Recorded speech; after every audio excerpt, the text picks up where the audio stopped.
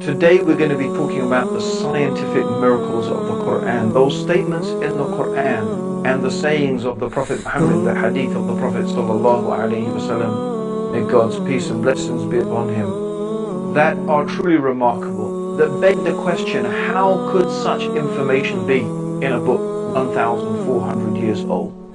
You see, scientific knowledge depends upon the gradual advancement of information. We can only know a certain thing in scientific terms when something has been studied and observed and examined. And of course, the ability to study and observe and examine something depends largely upon what is available to us in order to be able to do that.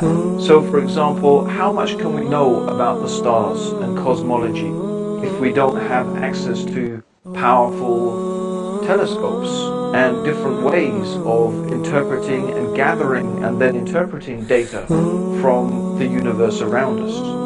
How, for example, can we know about the Earth's crust, the formation of the Earth, without sophisticated instruments able to measure it?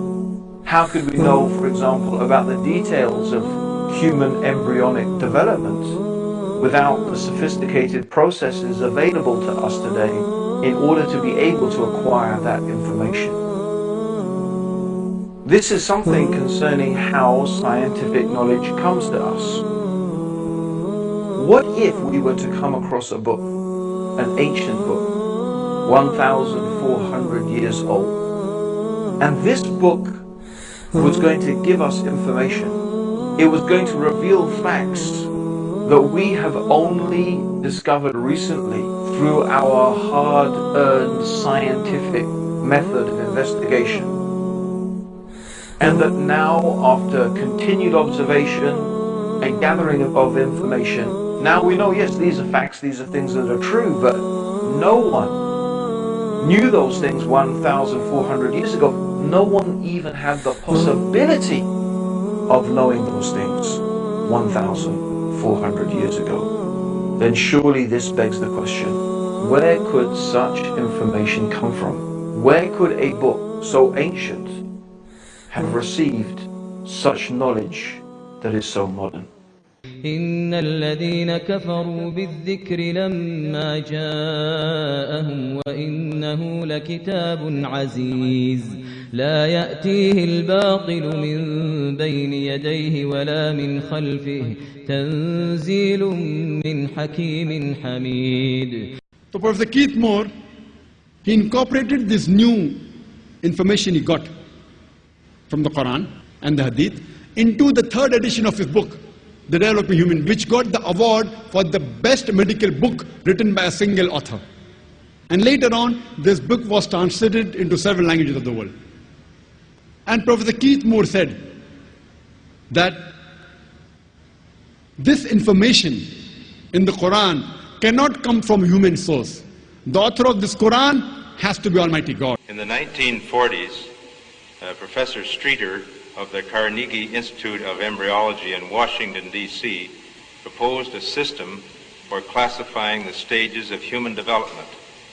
His system arranged human embryos in 23 numbered stages based on their differences in appearance. The Carnegie system of classification was used around the world until the 1970s, when a more refined system was proposed by Dr. Ronan O'Reilly of the Carnegie Institute of Embryology, now in San Diego, California. Intensive studies of the Quran and Hadith in the last 4 years have revealed a system for classifying human embryos that is amazing since it was recorded in the 7th century AD. Although Aristotle, the founder of the science of embryology, realized that chick embryos developed in stages from his studies of hen's eggs in the 4th century BC, he did not give any details about these stages. As far as it is known from the history of embryology, little was known about the staging and classification of human embryos until the 20th century. For this reason, the descriptions of the human embryo in the Quran cannot be based on scientific knowledge in the 7th century. The only reasonable conclusion is that these descriptions were revealed to Muhammad from God.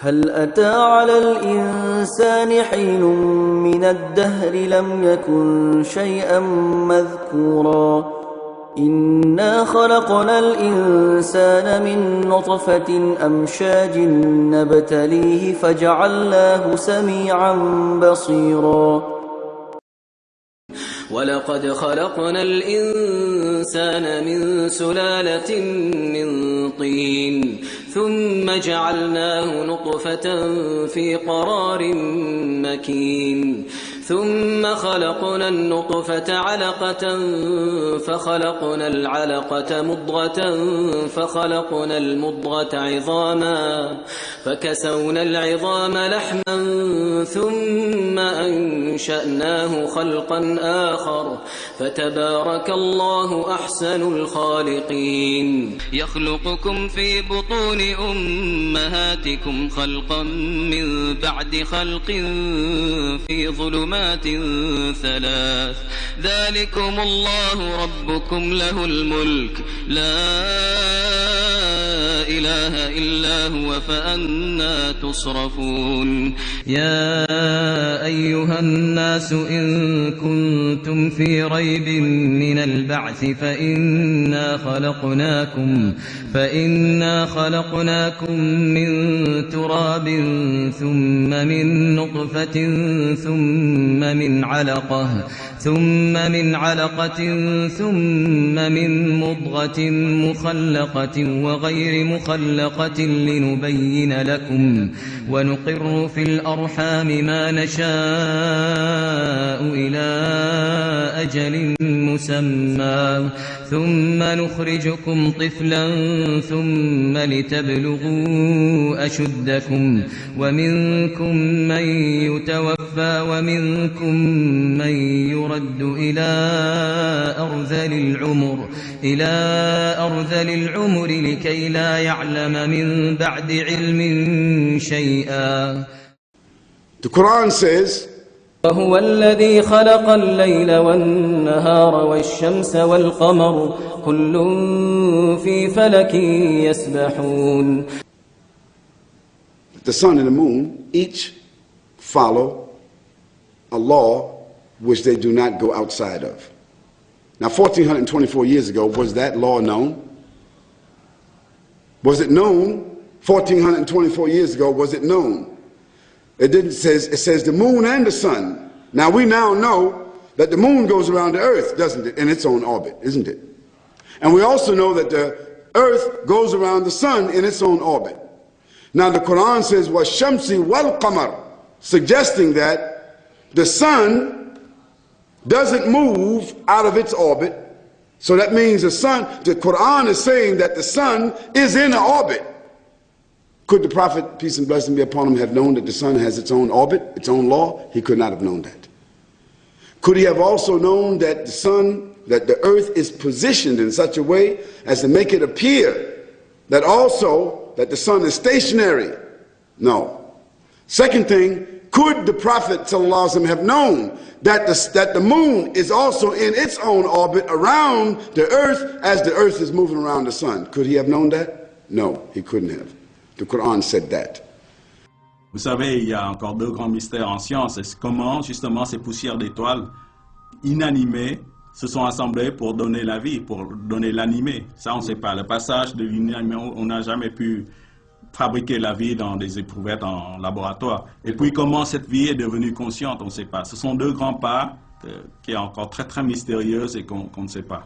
فليأتوا بحديث مثله إن كانوا صادقين أم خلقوا من غير شيء أم هم الخالقون أم خلقوا السماوات والأرض بل لا يوقنون.